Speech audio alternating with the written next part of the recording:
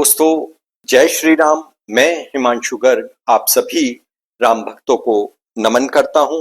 दोस्तों, आज से हम एक चर्चा तुलसीकृत रामचरितमानस पर शुरू करने जा रहे हैं। इस श्रृंखला को समझने के लिए हमें इतिहास के कुछ पन्ने पलटने पड़ेंगे, तभी हमको समझ में आएगा कि समृद्धि के साथ धर्म का मनन भी अत्यंत आवश्यक है। बात शुरू करते हैं 712 ईस्वी से। भारत की पश्चिमी सीमाएं जो आज का अफगानिस्तान और पाकिस्तान हैं, वहां पर राजा दाहिर का शासन था। उस समय भारत सोने की चिड़िया कहलाता था। धन, समृद्धि, संपन्नता अपने चरम पर थी। राजा दाहिर का राज्य धर्मनिरपेक्ष था। सर्वधर्म के लोग वहां पर रहते थे। बौद्ध, मुस्लिम, हिंदू, सभी धर्म संप्रदाय के लोग स्वतंत्र रूप से संपन्न थे, समृद्ध थे। ऐसे समय में मोहम्मद बिन कासिम अचानक अपनी बहुत बड़ी सेना के साथ राजा दाहिर के राज्य पर आक्रमण कर देता है। कहते हैं कि अधिक धनी और धनहीन व्यक्तियों का धर्म सिर्फ धन ही होता है और धार्मिक कट्टरपंथियों के लिए धर्म सर्वोपरि होता है। इनके लिए ना तो कोई सामाजिक दायित्व है, ना देशभक्ति का कोई मूल्य है। आज भी नेता 500 रुपए में एक शराब की बोतल में वोटर से वोट खरीद लेते हैं।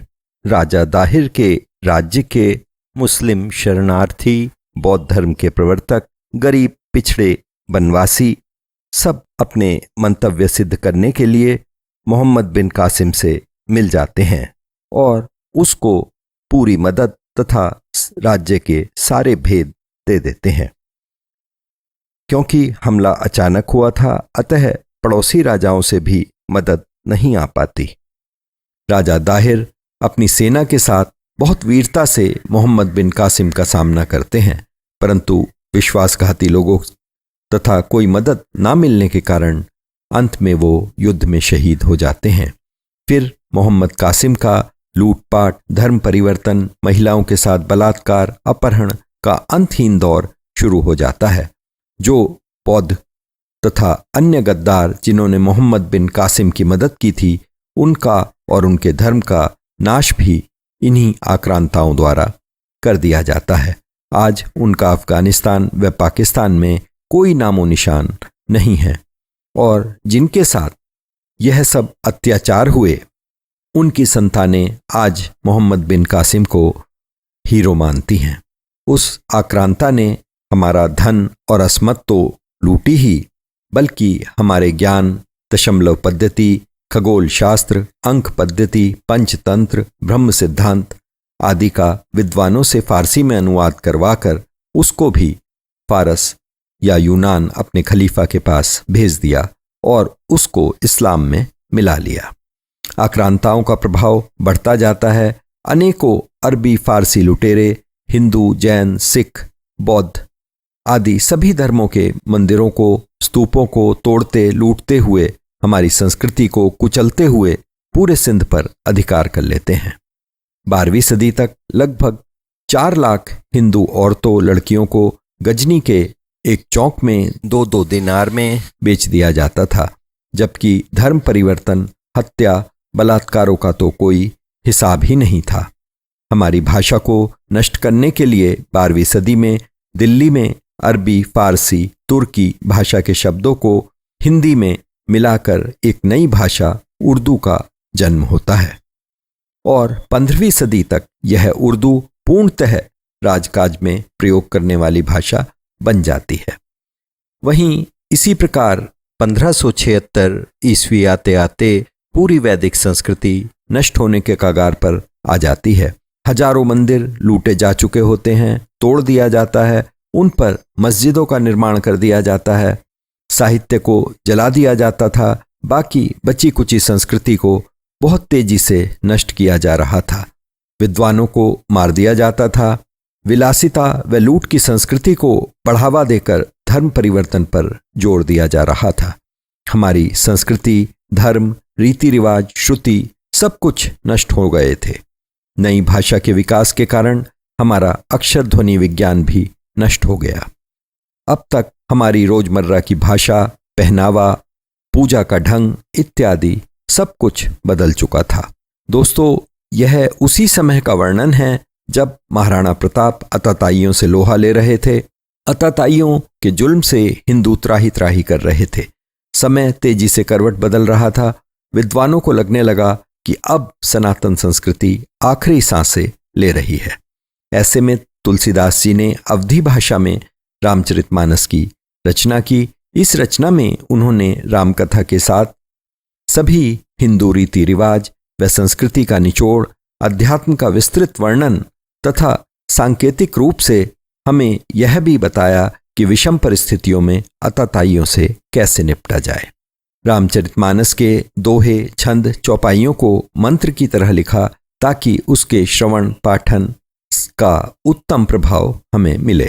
आइए सबसे पहले हम रामचरितमानस के रचयिता गोस्वामी तुलसीदास जी के विषय में जानते हैं कि उन्होंने यह कथा कैसे लिखी। काशी में तुलसीदास जी राम कथा किया करते थे और उनकी वो कथा एक प्रेत सुनता था। उस प्रेत ने तुलसीदास जी को बताया कि आपकी यह कथा हनुमान जी भी सुनने आते हैं। एक दिन तुलसीदास जी हनुमान जी को पहचान लेते हैं। तब हनुमान जी तुलसीदास जी को रामचंद्र जी से मिलवाते हैं और तुलसीदास जी को रामकथा लिखने का सुझाव देते हैं। तुलसीदास जी अयोध्या जाकर संस्कृत में रामचरितमानस की रचना शुरू कर देते हैं, परंतु वो दिन भर जो भी लिखते थे वो सारा रात में मिट जाता था। इस प्रकार 7 दिन बीत जाते हैं और फिर 8वें दिन भगवान शंकर उनको सपने में दर्शन देते हैं। कहते हैं कि हे तुलसीदास जी, आप अयोध्या में रहकर जन सामान्य भाषा में रामचरितमानस को लिखें, तभी आपको सफलता प्राप्त होगी। तब तुलसीदास जी रामनवमी के दिन अवधी भाषा में रामचरितमानस लिखना शुरू कर देते हैं और उसमें उनको सफलता भी मिल जाती है। काशी में तुलसीदास जी जिस घाट पर रहते थे वह आज भी वाराणसी में तुलसी घाट के नाम से प्रसिद्ध है। जिस स्थान पर उनको पहली बार हनुमान जी ने दर्शन दिए थे, उस स्थान पर आज संकट मोचन हनुमान जी का सुंदर मंदिर बना हुआ है। दोस्तों, उस मंदिर में तुलसीदास जी द्वारा लिखित रामचरितमानस की मूल प्रति भी रखी हुई है।